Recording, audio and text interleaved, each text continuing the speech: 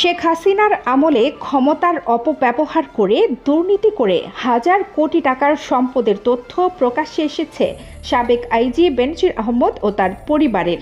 সম্পদ অর্জনের পাশাপাশি বেনজিরের নানা অপকর্মও এখন ধীরে ধীরে প্রকাশ পাচ্ছে। এবার সেনাবাহিনীর অবসরপ্রাপ্ত মেজর সিনহা হত্যাকে ঘিরে আরেকটি চাঞ্চল্যকর তথ্য সামনে এসেছে বেনজিরের। অভিযোগ আছে কক্সবাজারের টেকনাফে আলোচিত মেজর সিনহা হত্যা মামলা থেকে বাঁচানোর আশ্বাস দিয়ে ফাঁসির দণ্ডপ্রাপ্ত তৎকালীন টেকনাফ থানার ওসি প্রদীপ কুমার দাসের কাছ থেকে 50 কোটি টাকা ঘুষ নিয়েছেন সাবেক আইজিপি বেনজির। সিনহা হত্যার পর একজন পুলিশ সুপারের মাধ্যমে এ টাকা দেন ওসি প্রদীপ। নাম প্রকাশ না করার শর্তে একজন পুলিশ কর্মকর্তা জানান, সিনহা হত্যার পর বেনজির স্যার এক ধমকে ওসি প্রদীপ কুমার দাসের কাছ থেকে 50 কোটি টাকা ঘুষ নিয়েছিলেন। প্রদীপের ঘনিষ্ঠ একজন সুপারের মাধ্যমে এ টাকা দেন প্রদীপ। একইভাবে সাবেক স্বরাষ্ট্রমন্ত্রী আসাদুজ্জামান কামাল স্যারও মোটা অঙ্কের টাকা নিয়েছেন প্রদীপকে বাঁচানোর কথা বলে। তিনি বলেন, সিনহা হত্যার পর নিজেদের মোবাইল এড়িয়ে বিশেষ ব্যবস্থায় বেনজির স্যার ওসি প্রদীপের সঙ্গে কথা বলেন। ওই সময় বেনজির স্যার ওসি প্রদীপকে ধমকের সুরে বলেছিলেন, ক্রসফায়ার বাণিজ্য করে তুমি হাজার কোটি টাকা আয় করেছ, শত শত মানুষকে গুলি করে মেরেছ, এখন আমি তোমাকে কেন বাঁচাবো? আমি তো আগেও কয়েকবার তোমাকে বাঁচিয়েছি। পরে প্রদীপকে হত্যা মামলা থেকে বাঁচানোর আশ্বাস দিয়ে শত কোটি টাকা দাবি করেন বেনজির।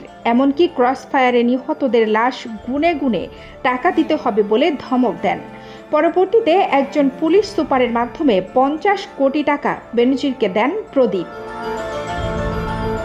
পুলিশের সূত্র বলছে, সেনা কর্মকর্তার হত্যাকাণ্ডের দায় থেকে প্রদীপকে বাঁচাতে না পারলেও যে পুলিশ সুপারের মাধ্যমে টাকা নিয়েছেন তাকে বড় ধরনের বিপদ থেকে রক্ষা করেছেন বেনজির, যে অপরাধের কারণে ওই পুলিশ সুপারের শাস্তি বা চাকরিচ্যুত হতে পারতেন।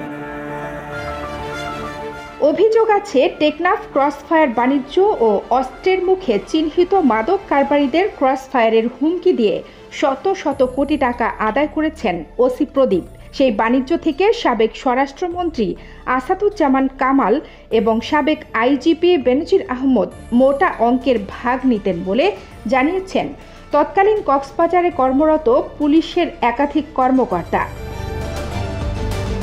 প্রদীপ কুমার দাস টেকনাফের ওসি থাকাকালীন পুলিশের সঙ্গে কথিত বন্দুকযুদ্ধে 145 জন মানুষ ক্রসফায়ারে নিহত হন। বেশিরভাগ ক্রসফায়ারে বাণিজ্য হওয়ার অভিযোগ রয়েছে। 2020 সালের 31 জুলাই রাতে টেকনাফের মেরিন ড্রাইভ সড়কের শামলাপুর তল্লাশি চৌকিতে পুলিশের গুলিতে নিহত হন অবসরপ্রাপ্ত মেজর সিনহা মোহাম্মদ রাশেদ খান। এ মামলায় ফাঁসির রায় হয় ওসি প্রদীপের। কানিস ফাতেমা নিপা, খবর সংযোগ।